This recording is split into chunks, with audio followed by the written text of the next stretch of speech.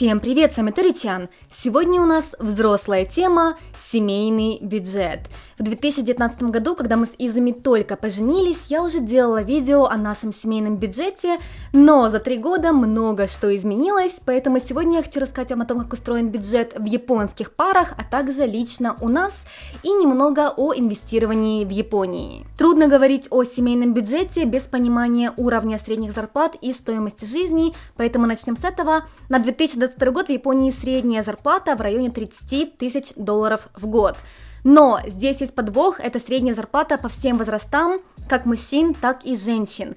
Если смотреть отдельно, то у мужчин средняя зарплата в районе 40 тысяч долларов в год, у женщин в районе 20 тысяч долларов в год, до вычета налогов. И такая большая разница не только потому, что женщинам меньше платят, но и потому, что многие женщины в Японии работают не как полноценные сотрудники, а на подработках, потому что многие смотрят за детьми, за домом. В основном это делает женщина, поэтому они работают меньше часов, и у японского женского населения в целом из-за этого ниже зарплата. Это одна из причин, конечно же. И это зарплата до вычета налогов. Потом вычитается ваш подоходный налог, резидентский налог, медицинская страховка, пенсия и так далее. Это где-то 15-25% от вашей зарплаты в зависимости от величины вашей зарплаты. То есть нету какого-то определенного процента в Японии, который с вас снимают, он меняется в зависимости от размера вашей зарплаты. Чем больше вы зарабатываете, тем больше с вас берут подоходный налог. Поэтому получается, что в среднем японцы получают на руки в районе 2-2,5 тысяч долларов в месяц. Хватает ли этого на жизнь, зависит от человека. В Японии, как и в любой другой стране, есть люди, кто живет от зарплаты до зарплаты, а есть те, кто может откладывать 20, 30 и больше процентов своей зарплаты в инвестиции, например. Поэтому хватает ли этого, зависит от того, как человек живет и какой у него уровень жизни. Допустим, у нас, как у семьи, где-то 4000 долларов в месяц уходит на все. Но при этом я знаю семьи, которые снимают только один дом за 4000 долларов в месяц. Также есть семьи, кто живет на 2000 долларов в месяц, и им всего хватает с ребенком даже. Поэтому тяжело сказать, сколько нужно, но я бы сказала, что на человека 2000 долларов в месяц в Японии – это комфортная сумма. Если двое работают и зарабатывают среднюю зарплату, то выходит в районе 4-5 тысяч долларов в месяц. Из них можно где-то 1000 откладывать. И японцы обычно не любят говорить, какая у них зарплата. Но сколько они откладывают и инвестируют, просто обожают эту тему, потому что в Японии тема инвестиций очень развита. И хоть я и сказала, что есть японцы, кто живет от зарплаты до зарплаты, в Японии принято считать, что до определенного возраста ты должен накопить определенную сумму. Допустим, до 30 лет в районе 20-30 тысяч долларов в накоплениях у тебя должно быть. И реально японцы очень помешаны на теме накоплений и инвестиций, здесь это очень развито, и многие откладывают довольно большие суммы от своей зарплаты. Количество накоплений зависит от подхода пары, а также возраста. Зеленый график – это сколько в среднем у одной семьи накоплений. Оранжевый график – это сколько у большинства семей накоплений. Есть семьи, которые очень много копят, поэтому получается из-за них среднее число накоплений очень высоким выглядит, но в реальности оранжевым цветом сумма это ближе к настоящему, к тому, сколько обычно японцы копят. Получается, что в среднем у японской пары 30 лет есть в районе 40 тысяч долларов в накоплениях, а у большинства пар в районе 20 тысяч. Как обычно японцы откладывают деньги? В основном кэш, наличкой. Но 27% японского населения инвестируют деньги в сток-маркет, что довольно много, потому что та же Америка 55% населения инвестирует, Австралия 40%, Англия 33%, Канада 25%. Поэтому для Японии 27% населения, которое инвестирует в сток-маркет, это довольно высокий показатель, который также показывает высокую финансовую грамотность населения. И одна из причин, почему японские семьи так хорошо копят деньги, это именно устройство семейного бюджета. Я уже не раз в видео говорила, что в Японии в традиционных семьях за семейным бюджетом смотрит жена. Неважно, она работает или нет. Муж обычно не причастен к семейному бюджету, он только зарабатывает деньги. Сколько денег выходит из бюджета? все контролирует жена. И мужу каждый месяц она дает на сигареты, скажем так, деньги из его зарплаты. И нет, это миф, что зарплату мужа переводят на счет жене. Такого не может быть, потому что зарплату могут перевести только на имя человека, который работал, поэтому даже родственнику перевести не могут.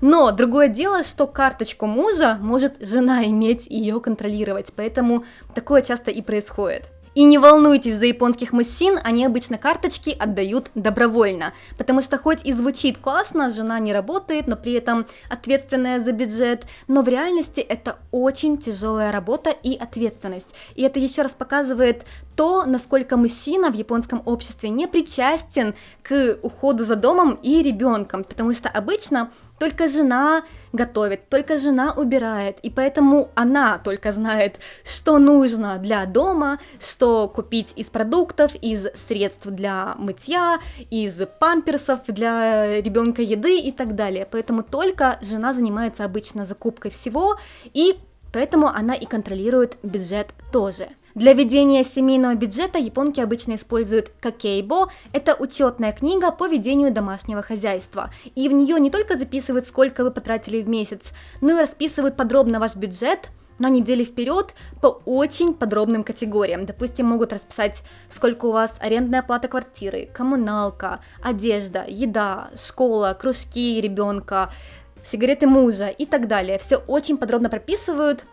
Не только пишут, сколько вы потратили денег в конце, а пишут вашу цель на месяц, сколько вы собираетесь тратить деньги на каждую категорию и сколько вы собираетесь отложить из зарплаты в конце месяца. Именно поэтому получается, что не живут многие семьи от зарплаты до зарплаты, потому что они четко знают, сколько на каждую категорию им нужно денег, и если что, можно уменьшить деньги в какой-то категории, допустим, одежда, и отложить их в инвестиции. И даже инвестициями в основном занимаются тоже женщины в семье. Какейбо, учетная книжка, может быть как написано от руки в блокнотике, так и многие используют приложение. Очень удобно, можно отсканировать ваш чек в магазине и выстроить график, сколько вы денег тратите в месяц на хлеб, на пиво и так далее, что многие японки используют. Я тоже такое использовала в начале, но быстро забросила, честно скажу.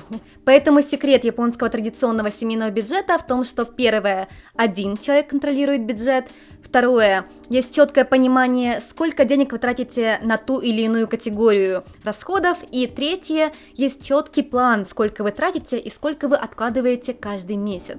Что, безусловно, эффективно, но очень энергозатратно, поэтому такой традиционный метод не подходит многим современным японским парам, особенно где и женщина, и мужчина работает.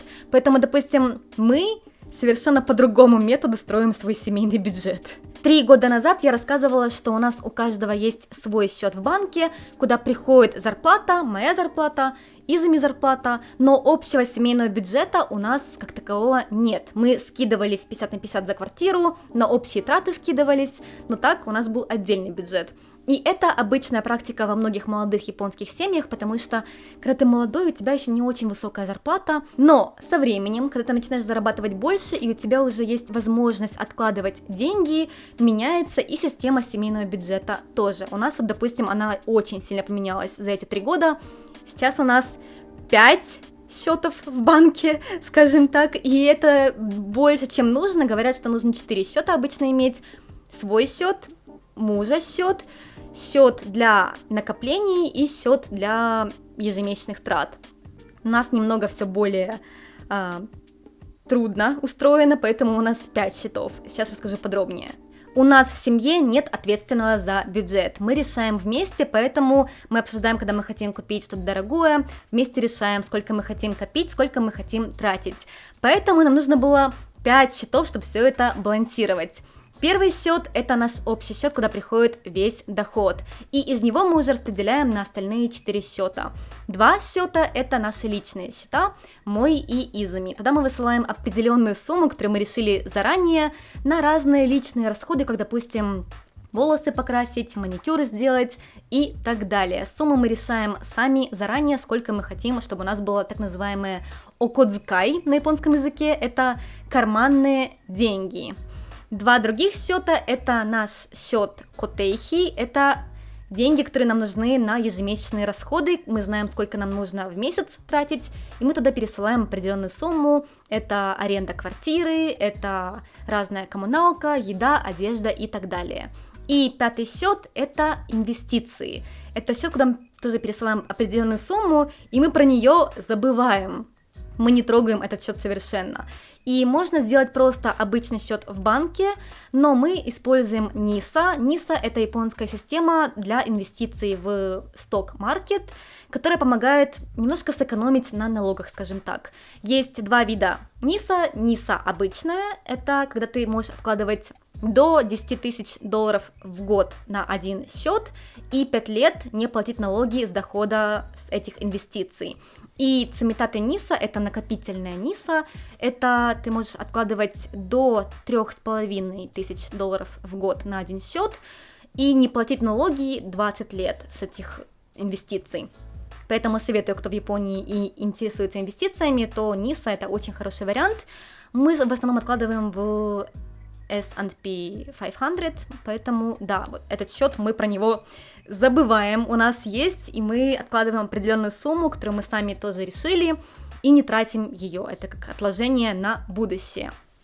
При этом какие-то деньги, если остаются, допустим, на первом счету, то дальше мы их или можем откладывать как денежная подушка безопасности, кэш, или можем, допустим, решить, что мы хотим купить что-то большое, допустим, новый диван или поехать в путешествие с этих денег, поэтому мы это вместе обсуждаем. И кажется, все немножко так complicated, но по-настоящему все очень просто. У каждого есть свой счет, с которого можно покупать для себя какие-то личные вещи, при этом, чтобы партнер не знал, что ты ему покупаешь подарок на день рождения и не мог посмотреть, что ты ему купил и сколько это стоило и так далее. Счет для ежемесячных расходов и счет для инвестиций, и счет, где немножко кэш, подушка безопасности. Поэтому все очень просто, и главное отличие от традиционной японской системы семейного бюджета в том, что мы двое имеем доступ к нашему бюджету, двое знаем, сколько у нас доход, сколько мы откладываем, какая наша цель мы решаем вместе, но в общем, очень даже похоже, потому что мы сами решаем свои карманные деньги, просто не только у мужа карманные деньги, но и у жены тоже карманные деньги есть. Думаю, будут люди, которые напишут, что у них не получается откладывать, тем более инвестировать, они живут от зарплаты до зарплаты, потому что у них низкий семейный доход. Но в реальности это зависит не от того, насколько у вас высокий доход, а от того, как вы его распределяете. И если вы знаете по японской системе ваши котейхи, это ваши твердые траты, то, что вы тратите ежемесячно, это ваша аренда, ваша коммуналка, сколько вы тратите на еду и так далее. И ваши хендохи, это вроде называется, то, что вы не ежемесячно тратите, рестораны, путешествия, парикмахерская и так далее. Дальше вы можете думать, что вы можете урезать, что вы можете сэкономить. Допустим, мы живем в относительно дешевом доме для Японии, он стоит $1000 аренда в месяц, а в Токио у меня знакомые живут $3000 квартиру платят. Мы можем эти $2000, грубо говоря, откладывать в инвестиции и так далее. Это, пожалуй, самый оптимальный вариант семейного бюджета, который мы для себя нашли, но он, конечно, может поменяться в будущем. Посмотрим. Надеюсь, что вам было интересно это видео. А как устроен ваш семейный бюджет? Жду ваших комментариев. Увидимся еще. Всем пока!